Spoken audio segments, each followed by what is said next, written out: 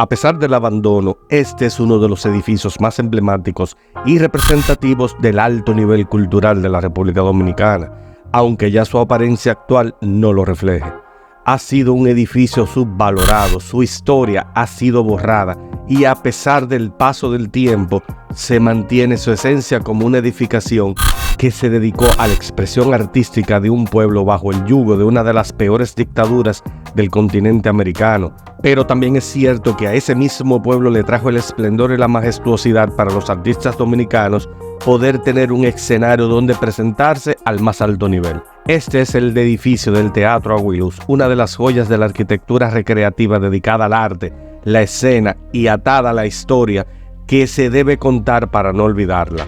Hoy en día se encuentra en medio de una gran controversia, cuyo futuro se ve amenazado por el poder político y económico que intentan desaparecer por completo la arquitectura bien hecha de nuestro país. Con este video te invito a conocer sobre una de las primeras obras arquitectónicas dedicadas a la recreación, a la cultura y al arte dominicano que sirvió como referente para el nuevo mundo. Hablaremos de arquitectura temática, acústica, política, del estilo internacional y sobre el futuro que le espera a esta majestuosa obra arquitectónica cuyo final parece cerca, a menos que este video despierte el espíritu de quienes valoran el arte y la cultura de un pueblo que necesita expresarse con total libertad.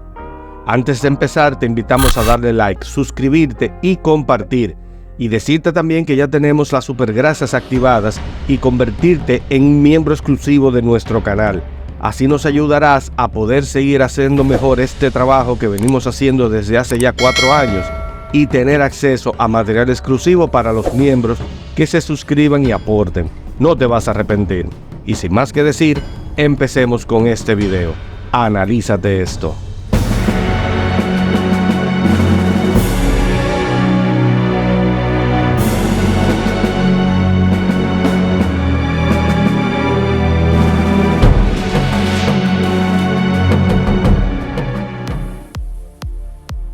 Para poder entender bien lo que sucede hoy en día con el Teatro Agua y Luz y poder tomar en cuenta diferentes de los puntos que vamos a tocar acá, tenemos que entender de dónde viene el teatro. Su origen data desde la antigüedad, incluso se cree que desde antes, que ya desde la prehistoria, las tribus usaban estas representaciones escénicas para poder presentar las manifestaciones culturales y religiosas de su pueblo, lo que hacía que el teatro se convirtiera en un aspecto fundamentalmente representativo de esas creencias. Durante la Edad Antigua, parte de estas representaciones culturales y religiosas fueron formalizándose hacia otros aspectos, donde ya el personaje que se representaba era parte de un concepto histórico, por lo general para representar ciertas manifestaciones culturales, que esto ayudó precisamente, en el caso del teatro griego, a que se formalizara como una de las artes escénicas más importantes en su momento. Y es precisamente los griegos que desarrollan las primeras arquitecturas dedicadas al teatro que le dan una total formalidad porque tomaron en cuenta una gran cantidad de aspectos que se necesitan para poder hacer representaciones teatrales de gran tamaño ante un gran público y que toman en cuenta también algunos aspectos limitativos de la época, como era la posición del sol, la ubicación de la gradería de entre la falda de una montaña, así también como el uso de escenografías y elementos acústicos que permitían que el trabajo del hablar de los artistas se pudiera repetir de manera sonora, amplificada en todo el teatro y así todo el público recibir ese mensaje que se intentaba transmitir a través de la obra del teatro. El teatro no solamente agrupó algunos aspectos de otras artes como fue la literatura, la escenografía, la pintura, sino también que integraron otros tipos de arte como es la música, la poesía, la literatura, que fortalecieron aún más lo que era la expresión artística dentro de este espacio que era la presentación de una idea, una historia o un concepto ante todo un público que, sin importar su nivel cultural, pudieran entender aquello que se quería representar. Esto fue fundamental porque el teatro no solamente formó parte de la cultura y la recreación de los pueblos, sino también que fueron mecanismos para poder expresar ciertas ideas políticas y sociales que eran de interés de ciertos grupos, algo que luego pudieron aprovechar algunos emperadores y faraones para poder manifestar ciertas ideas y poder llamar la atención de aquella parte del pueblo que quizás no prestaban atención o no aceptaban algunas ideas porque quizás no las comprendían, aunque esto cambiaría muchísimo durante la Edad Moderna. Así como ocurrió con la obra Hamlet del escritor inglés William Shakespeare, el teatro se utilizó como un mecanismo para poder denunciar las corrupciones de los políticos y de los gobernantes, así también como un mecanismo de liberación mental que permitía que las personas pudieran tener ideas propias, algo que con el tiempo fue perjudicial para aquellos gobernantes que querían tener un dominio absoluto de su pueblo. Y asimismo también el teatro funcionó como uno de los mecanismos para despertar a los pueblos de las situaciones políticas que estaban viviendo. En el caso de República Dominicana, antes de su independencia, el padre de la patria, Juan Pablo Duarte, utilizó a la filantrópica como un movimiento teatral que al mismo tiempo trabajaba la idea de liberación ante el yugo haitiano de aquellas personas que eran parte de ese pueblo que necesitaban liberarse pero no tenían los mecanismos. De una manera muy sutil logró reclutar a muchas personas y aunque la filantrópica luego se disolvió, dio paso a que se formara la Trinitaria, que fue ya el movimiento definitivo que logró la independencia de la República Dominicana en el año 1844. Pero Juan Pablo Duarte no sería el primero en llevar obras de teatro al público. De acuerdo a los registros históricos, la primera obra teatral que se presenta en la isla La Hispaniola fue el 23 de junio del año 1588 en la ocasión de las festividades de Corpus Christi, cuando se lleva de escena la obra teatral El Entremés de Cristóbal de Llerena de Rueda, hecho por los estudiantes del Colegio Universitario de Gorjón. Y aunque durante los siglos XVII y XVIII, durante la época de la colonia, no surgieron importantes espacios teatrales, de hecho, en los Trinitarios fue el primer movimiento de manifestación política que llevó el teatro hacia el público, permitiendo así que se tengan pocos espacios en donde se presentaran obras de teatro. Por lo general eran casas modificadas para que fueran espacios teatrales, donde la cantidad de personas no sobrepasaba las 100 o 150 personas para poder apreciar la idea del teatro como se veían en otros países. Pero eso era parte de las limitaciones que en aquel entonces se tenían acá. Ya en el siglo XIX aparecieron varios autores que empezaron a redactar obras de teatro que quedaron escritas a razón de que faltaban espacios culturales en donde se pudieran desarrollar estas obras, hasta que en el año 1955 se inaugura el llamado Teatro Agua y Luz. Ese teatro que tiene toda una historia desarrollada dentro de lo que fue el contexto de la Feria de la Paz y la Confraternidad del Mundo Libre, hoy conocido como el Centro de los Héroes, y que ha desatado todo el desarrollo y la razón de hacer este video debido a su importancia, tanto como una entidad arquitectónica única en Latinoamérica en su momento, así también como todo el desarrollo del teatro que hay también con esta.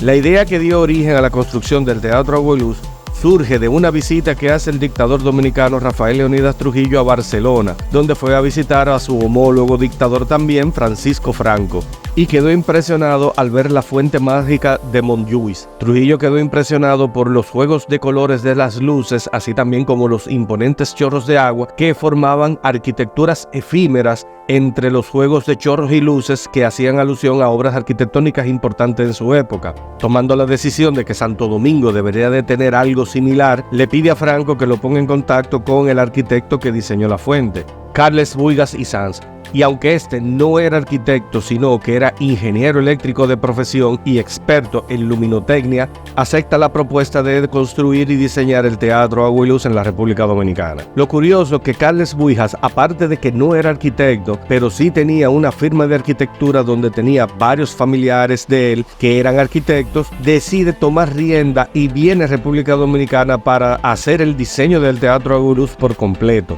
Todo el conocimiento de arquitectura que tenía Buïgas venía de su padre, Cayetano Buïgas, quien fue un arquitecto muy reconocido y que llegó a desarrollar proyectos importantes no solamente en España y en Uruguay, sino también en Italia, Francia y Alemania. Al trabajar durante muchos años cerca de su padre, aprendió muchas de las prácticas del manejo de conceptos y las ideas llevadas a la concretización de la construcción, lo que le permitió a Buïgas también llegar más allá de lo que muchos arquitectos de su época habían logrado hacer, tomando en cuenta una gran cantidad de consideraciones importantes que no había podido desarrollar en los demás proyectos que había realizado. Y estamos hablando de alguien que en su momento incluso fue considerado como un loco de la luminotecnia y el uso del agua en sus edificaciones. Llegó incluso al punto de diseñar uno de los proyectos arquitectónicos más importantes que, de haberse realizado, se hubiesen considerado como las locuras más grandes jamás vistas por el ser humano. Este fue el caso precisamente de la nave de la iluminación,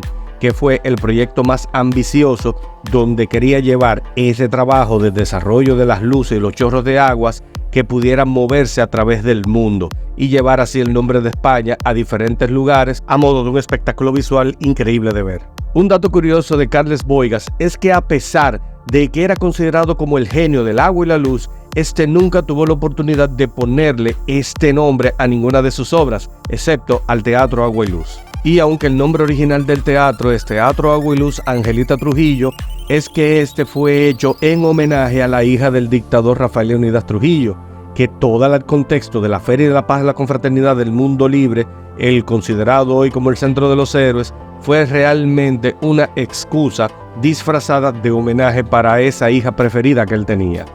Esto le dio la oportunidad a Boigas a ponerle el Teatro Agua y Luz como parte de ese nombre principal, acompañado de esa dedicatoria que era Angelita Trujillo, como aparece en las fotos originales de la época. Y aunque el nombre del Teatro Agua y Luz hace referencia a la genialidad de Boigas, la realidad es que este nombre hace alusión a dos aspectos importantísimos que se pudieron integrar con el diseño del teatro. El primero es la luz, pero que está dada por la posición del teatro y al ser descubierto con la orientación hacia el sol de la tarde, siendo el sol el principal representante de la luz dentro del concepto del teatro, así también como el agua, que no es por las fuentes, sino que está referenciado hacia la visual que se tiene hacia el mar Caribe. Es uno de los pocos teatros en el mundo que tiene la particularidad de encontrarse frente al mar, que permite precisamente tener no solamente la espectacularidad de la escena que se ve en cada una de sus funciones, sino también poder apreciar la tranquilidad y la inmensidad del mar Caribe, pero con un detalle particular, que al momento de la puesta del sol, este marca el inicio del teatro tal cual como lo vemos cuando vamos al cine o a un teatro bajo techo,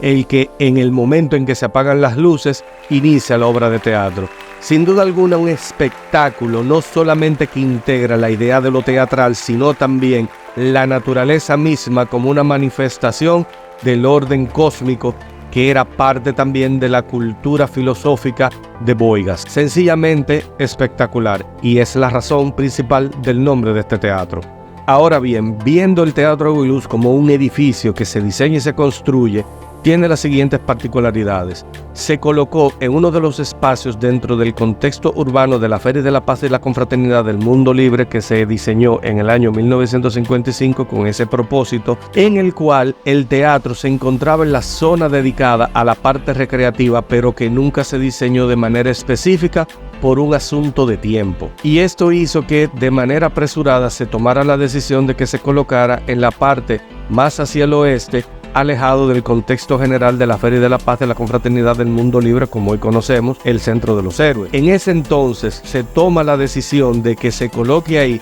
por la versatilidad que implicaba el diseño arquitectónico, en función de que no tuviera contacto con otras edificaciones, para que las actividades del teatro mismo no interrumpieran contra el desarrollo urbano de los demás edificios que estaban en la zona. Lo dicho anteriormente justifica el porqué de la ubicación del teatro en el contexto urbano en el que fue colocado, y además que su orientación está justificada por lo dicho también de que era la posición estratégica para que fuera la posición del sol la que marcara el inicio de las actividades dentro del teatro, tal cual como se hacen en los teatros cerrados. Y también esta es la razón de por qué no se hizo un esfuerzo más allá en cuanto al diseño de los jardines alrededor del teatro, ya que lo que se buscaba era el protagonismo desde el interior del teatro hacia el paisaje que se brindaba, con el mar Caribe de fondo y la puesta del sol como un elemento representativo de todo el contexto del teatro. El estilo arquitectónico que representa al Teatro Agua y Luz es el estilo arquitectónico internacional o funcionalista. cuyos precursores, empezando por Louis van der Rohe, así como también Le Corbusier, Richard Neutra y Philip Johnson, fue el estilo que se eligió para todo el contexto de la nueva arquitectura que se estaba haciendo en ese emplazamiento urbano del Centro de los Héroes en la República Dominicana. Es una decisión importante porque este estilo no solamente que simplifica mucho el contexto de la ornamentación, sino también que permite que el uso del hormigón pueda tener una presencia todavía muchísimo más representativa en todo el contexto de la nueva visual urbana para Santo Domingo y que luego se reflejaría en otros espacios en todo el país. Cabe destacar que Carles Buigas no tenía una predilección por este estilo arquitectónico en particular. De hecho, era más predilecto hacia el estilo Art Deco que hacia el estilo internacional. Sin embargo, nunca tuvo una oposición de contextualizar su diseño con el contexto urbano que ya estaba representado en las otras edificaciones que se estaban construyendo en ese momento. Sin embargo, dentro del contexto de la edificación y el diseño arquitectónico utilizado, hay un detalle particular que es importante destacar,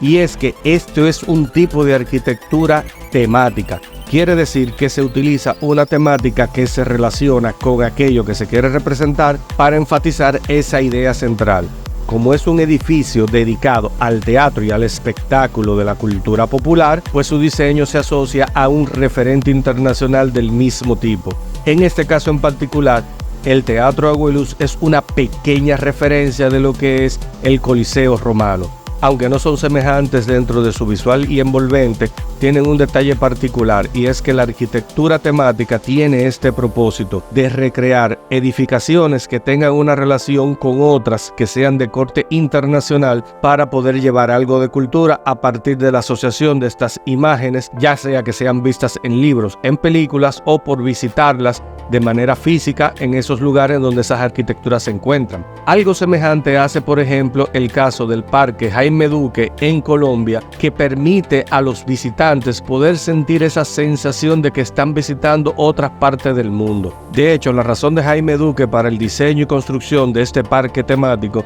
era precisamente que las personas que no tenían los recursos para poder viajar a estos lugares en el mundo, pues lo tuvieran en una sola localidad y así poder vivir la experiencia directa de visitar estos lugares que son referentes internacionales, tanto en la arquitectura como en otras temáticas también que se utilizan para referenciar las culturas de otros países. Esto último dicho, aplicado a lo que es el concepto del Teatro Agua y Luz, tiene una relevancia importantísima porque permitió precisamente que el pueblo dominicano como pueblo pudiera tener su espacio cultural, considerando de que este teatro tiene la capacidad de albergar unas 3.000 personas sentadas de manera cómoda ante un escenario que tiene todo el espacio para poder desarrollar cualquier actividad cultural.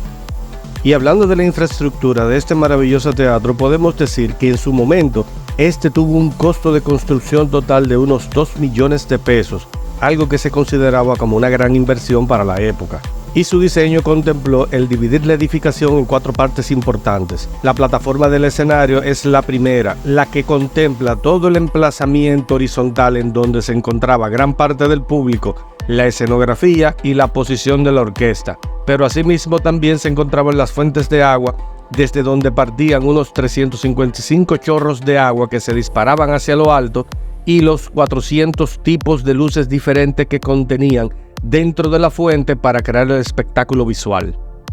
Luego tenemos los muros laterales que contienen todo el sonido dentro del teatro, al mismo modo como lo hacen los sistemas de insonorización de los paneles acústicos en los teatros cerrados. Esto tiene una gran relevancia porque alrededor de estos muros no se tiene más nada solamente que el concreto y ya. Esto hace que precisamente se produzca un rebote del sonido que vuelva hacia el escenario de nuevo, creando una retroalimentación de este, permitiendo así que no necesitara el teatro grandes sistemas de acústica para poder reproducir la música con sistemas parlantes tradicionales. Luego tenemos los 3 niveles de balcones que eran para la colocación de aquel público que tenía alguna categoría especial, y la altura sobre estos balcones permitían tener una mejor visual de lo que era la continuidad del mar con el sistema de fuentes que se encontraban en la parte de abajo del teatro. Esto fue lo que le dio gran espectacularidad al concepto de este teatro abierto, con esa visual hacia el mar y hacia el cielo abierto.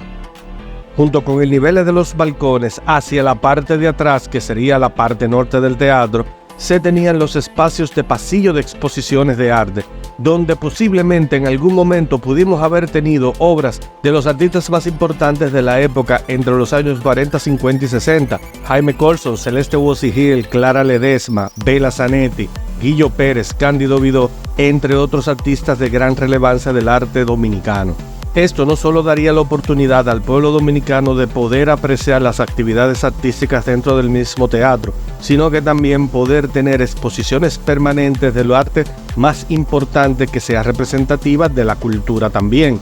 Esto es importante de entender para poder saber las razones por las que luego este teatro en su momento ya sería abandonado.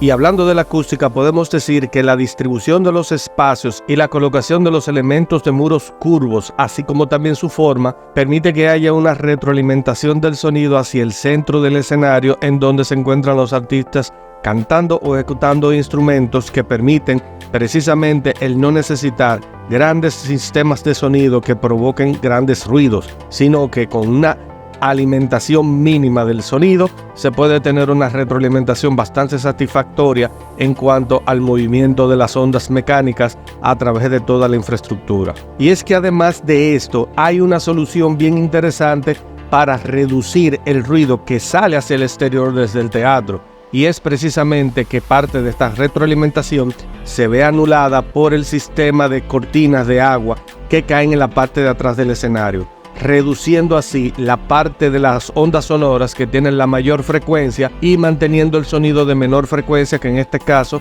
es como funcionan los bajos, lo que permite una retroalimentación del sonido muchísimo más limpia, que el mismo teatro se encarga de hacer ese trabajo. De hecho, esta característica de cómo se maneja el sonido dentro del Teatro Agua y Luz tiene una particularidad, que es una característica que le da superioridad con respecto a otros espacios que se utilizan hoy en día para la congregación de gran cantidad de personas para ver un espectáculo. El Estadio Olímpico, que es actualmente el espacio donde más personas se pueden congregar para ver un espectáculo, tiene la desventaja de que se encuentra en un centro urbano que no solamente tiene enfrente un hospital de gran importancia para la capital, sino también que se encuentra en todo el alrededor de zonas residenciales, que ese sonido de cada uno de los conciertos y que a altas horas de la noche se propagan sus ondas no dejan dormir a estos residentes, lo que lo hace uno de los espacios menos apreciables para el desarrollo de actividades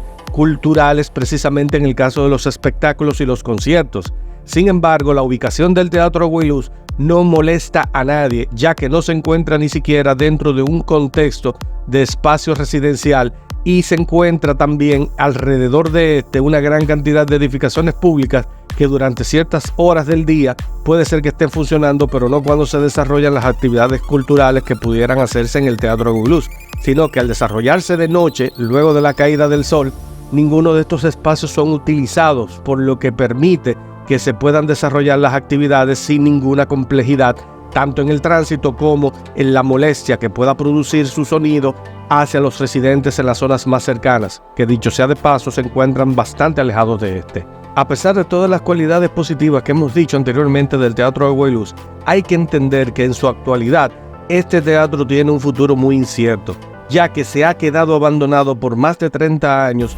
en la víspera de ver que alguna persona se quiera interesar por la restauración de este. Sobre todo que las autoridades dominicanas han echado al olvido de este teatro por distintas razones. En un sentido histórico un poco más reciente, tenemos que entender que esta es una edificación que representa una época muy oscura de la República Dominicana, ya que fue una de las principales obras que realizara el dictador Rafael Leónidas Trujillo en su momento en que la República Dominicana estaba bajo la mira de varias organizaciones internacionales, como por ejemplo la OEA. En su momento también había que entender de que el teatro representaba uno de los principales valores que mantenían al pueblo despierto, y esto genera un problema para los gobernantes que se quieran aprovechar del patrimonio del pueblo dominicano. El expresidente Joaquín Balaguer fue el primero que empezó a incentivar el que el teatro se dejara de utilizar como un espacio de interés popular, y al contrario hizo competencia contra el Teatro Agua y Luz cuando manda construir el Teatro Nacional Eduardo Brito, con la intención de que este fuera la competencia directa del Teatro Agua y Luz, haciendo que las personas prefirieran ir al teatro de un espacio que fuera cerrado, que fuera confortable, para que poco a poco se fuera olvidando la necesidad de tener un teatro abierto y preferir la conformidad de esos espacios que estaban diseñados como puros teatros a altos niveles de la sociedad. Pero esto al mismo tiempo hizo que el teatro se convirtiera en un espacio cultural solamente para las élites, para aquellos que podían pagar los altos precios que cuesta la entrada a ver esas obras de teatro que eran de alto nivel. Y es que esto no debe de extrañarnos. Los gobernantes saben muy bien que cuando el pueblo tiene acceso a la cultura y al arte en sentido general, esto permite que el pueblo siempre se mantenga con la mente activa, muy intelectualmente fresca para poder enfrentar aquellos abusos que cometen los gobernantes cuando se quieren aprovechar del pueblo. Y es que nuestros gobernantes saben muy bien lo que ocurre cuando un gran grupo de personas se congregan a nivel político-cultural para protestar por las mismas razones a través del arte y la música, para poder así conseguir que se escuche su voz. Ya lo vimos con gusto que en el año 1969, pero en la República Dominicana también tuvimos esos mismos casos, como fue 7 días con el pueblo, donde las principales agrupaciones y protestantes del ámbito político y cultural de la República Dominicana y también a nivel internacional dijeron presente durante 7 días en el año 1974, haciendo frente y provocando el derrocamiento en su momento de aquel presidente Joaquín Balaguer, que atentó siempre contra la cultura y la educación del pueblo dominicano. Y es que ya también conociendo los antecedentes históricos de cómo el teatro en la República Dominicana funcionó como un elemento de desahogo intelectual que se manifestaba en contra de aquello que apuntaba a volver hacia una dictadura como sistema de gobierno. Y si así lo analizamos, podemos ver cómo en el caso de las arquitecturas teatrales que tenemos en la República Dominicana, son espacios muy pequeños que se utilizan entre un grupo muy reducido de personas para precisamente poder impedir la gran conglomeración de intelectuales que tengan una misma línea de pensamiento con todo lo que sucede a nivel sociopolítico en nuestro país. Y es que en tiempos más recientes nuestros políticos han visto cómo cuando hay un espacio donde los dominicanos podemos reunirnos para protestar, esos espacios se convierten inmediatamente en un gran teatro. De hecho, en el año 2020, cuando se produjo la protesta en la Plaza de la Bandera, un pequeño escenario que se hizo de manera prácticamente improvisada, permitió que el arte fuera parte de esa protesta y que despertó de manera contundente todo lo que era la idea de que no podíamos seguir por el mismo camino que la política nos estaba llevando. Hoy en día ese escenario sigue abierto y esa misma fuerza con la que el pueblo protesta, hoy en día también está vigente.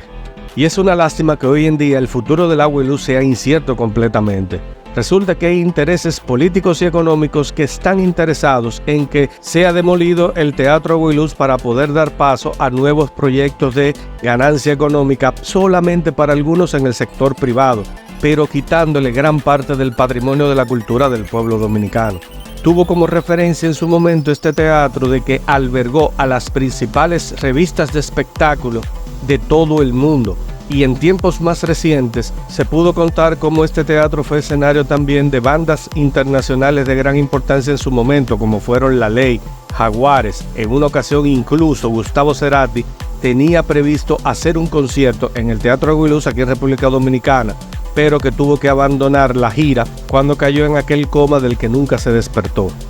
Asimismo, también otras agrupaciones de gran importancia en la República Dominicana como Toque Profundo, Al-Hadaki y JLS fueron de las principales bandas que presentaron sus espectáculos en este teatro. Y el último concierto que se presentó en el Teatro Agua y Luz fue en el año 2002, con la presentación del puertorriqueño Tego Calderón, Ela Bayarde, y a partir de ahí se cerrarían por completo sus puertas hasta el día de hoy, que si no se rescata el teatro, pues lo más seguro es que haya sido el último de sus conciertos. Es una lástima que hoy en día los espacios de teatro y de cultura en la República Dominicana solamente estén limitados a lugares muy pequeños, de muy poca concentración, aunque hayan tenido una relevancia importante en el transcurso de la historia dominicana, siendo esto un mal precedente de la importancia que le dan nuestros gobernantes a que se mantenga no solamente el sentido de la cultura y del arte, sino también los referentes históricos que tenemos que hablan por sí solos de la valoración que se le deben de dar a aquellos espacios que conforman la identidad de un pueblo. El Teatro Agua y Luz, aunque no se sabe lo que vaya a pasar en un futuro, sí han habido propuestas muy interesantes de lo que se puede hacer para su rescate. Entre ellas destaco la que hizo el arquitecto Bienvenido Pantaleón en su momento de restaurar el teatro para que se hagan actividades culturales populares, y la que hizo recientemente el arquitecto Luis Taveras, nuestro amigo del canal LACT Arquitectura, que propone el Museo del Merengue y del Espectáculo de la República Dominicana en este espacio. Ojalá podamos contar con la anuencia y la recapacitación de todas las propuestas que se han hecho que atentan contra la desaparición de este ente arquitectónico tan importante para la República Dominicana y para el arte y la cultura también. Tomando en cuenta que por cada espacio de teatro que tenemos existen unas 300 discotecas en donde no se cultivan los valores. Asimismo también por cada escuela que tenemos existen un total de unas 1.400 bancas deportivas que tampoco cultivan los valores apropiados para el crecimiento intelectual y formativo de los